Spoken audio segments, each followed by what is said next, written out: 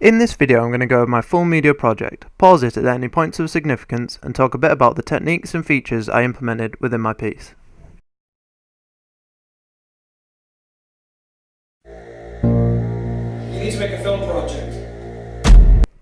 At the beginning of the trailer I start off with a small voiceover. This gives a lot of information to the audience without showing any video. Introduces the audience to the idea that they have been set a school project to complete and that they will start out in a classroom environment. Furthermore, the text on the board indicates exactly what project they are going to undertake. The loud bang sound effect, paired with the heavily vignetted edit, draws the attention to the centre of the shot and makes it apparent that this information is important in the grand scheme of the film.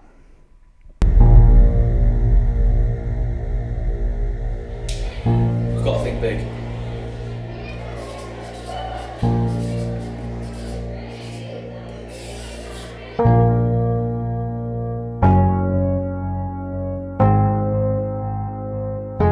So it's decided. We're going to the mountains.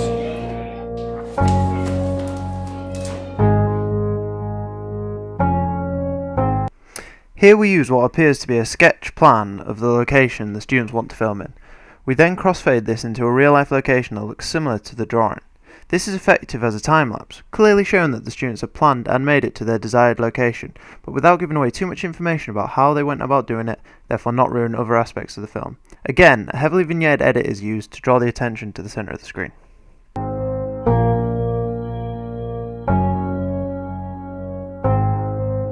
Here, a quote is used from a popular climber, Ed Vistris.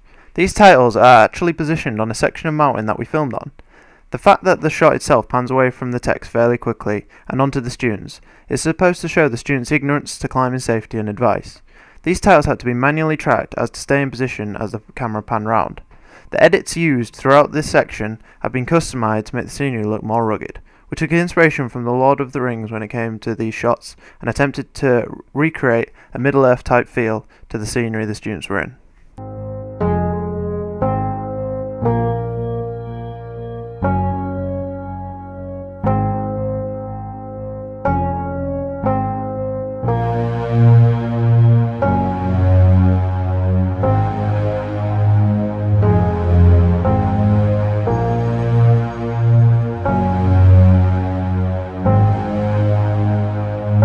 We took inspiration from the original Taken trailer when creating these titles, as the ones featured in the Taken trailer also showed facts about a related topic.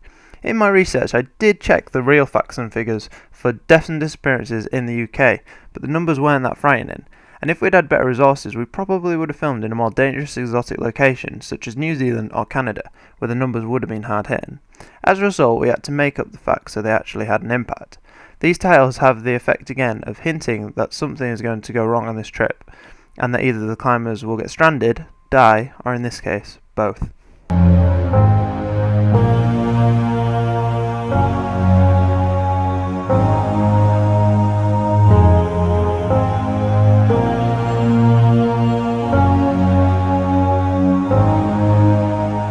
In this section I use a series of titles to develop the narrative.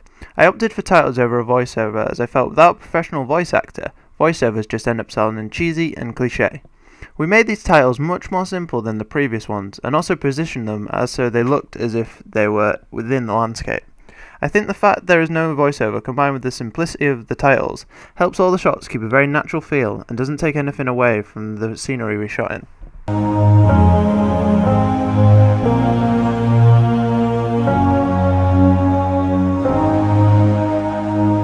Here, a high-angled shot that slowly zooms out is used. This is effective as it puts the climbers in a position of vulnerability, therefore suggesting that at some point the mountain gets the better of the students. Furthermore, the zooming out effect helps exaggerate and show the height of the mountain, and also the difficulty of the task that faces the students. Falling scene, take one. You ready? Yeah. In this section, no additional colour correction or edits are used. I also added titles to make the shot seem as if being shot from a regular camcorder. Furthermore, this shot is filmed handheld and is intentionally shaky. This was all done to make it apparent to the audience that this section is meant to be taken from the clips the students in the film shot. 2, 1, action! Krishna!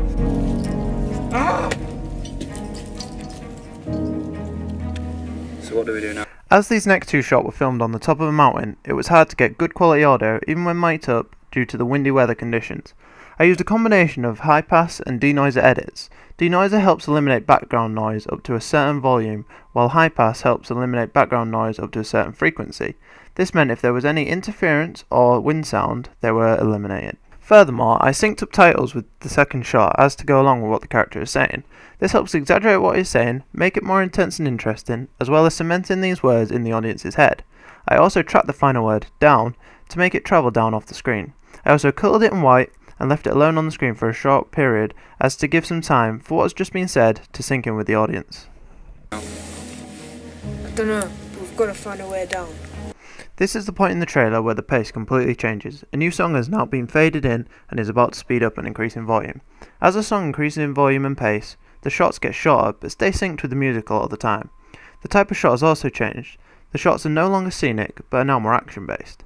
This is effective as it offers a contrast to the first half. In the first half we lay out the setting and narrative, whilst in the second half it is all about showing off the action and get the audience adrenaline pumping, so by the end they definitely want to go see the full film. This allows us to keep the trailer interesting while giving as much information as we can in a short period of time.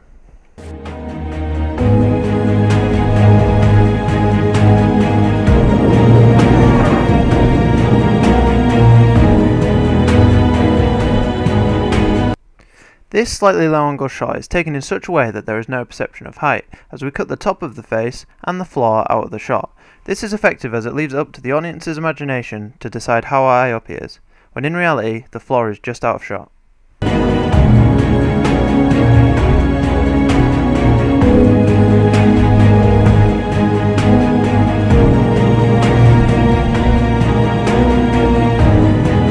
Here, a freeze frame is used as to capture the character in a position of action. This shot is filmed in such a way as so it looks like he jumps down very far, when in reality, when he lands, he ducks away, giving the effect that he fell a lot further than he actually did.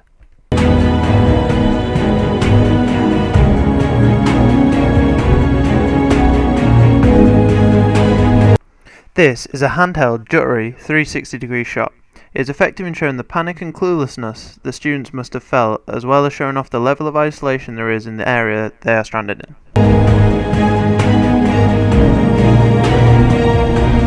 This shot has been shot on an angle as to exaggerate the gradient of the rock face the student is climbing on.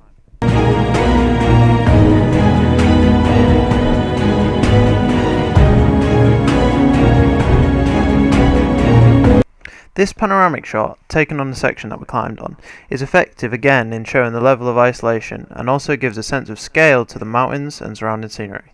It also acts as a great establishing shot and was a challenge to take, as I had to ensure there was no people or man-made objects in sight as to make the shot as effective as possible.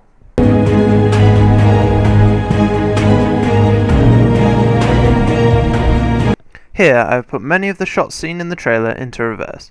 This is to exaggerate how epic of a journey they are going to go through by starting in the classroom and ending up in the mountains. It also shows effectively how everything that has happened links back to the fact that they were given a school project to complete.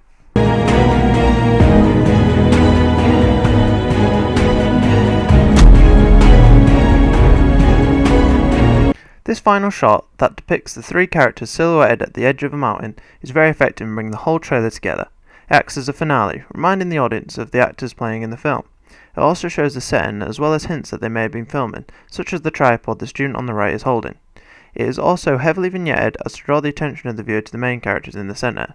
You can also see here that the leader, the boy in the middle, has a red helmet on. He wears this throughout the trailer, indicating that he is a danger and that something bad will either happen to him or revolve around him. I think this shot is the type of shot that would be iconic to this film and would end up being the face of it, appearing in magazines and on posters. This is the main title and is tracked as to look as if it is coming towards the audience, giving the effect that the audience are travelling through the O in Project. I believe this would be especially effective if shown in 3D on a 3D TV or in a cinema. Furthermore, as the title comes closer there is a build-up of sound due to the addition of sound effects. I laid 3 sound effects on top of each other as to give the desired effect. This effect was to give what before was a silent, weightless text a sense of mass, and for it to feel as if the title is a real object that is coming towards the screen.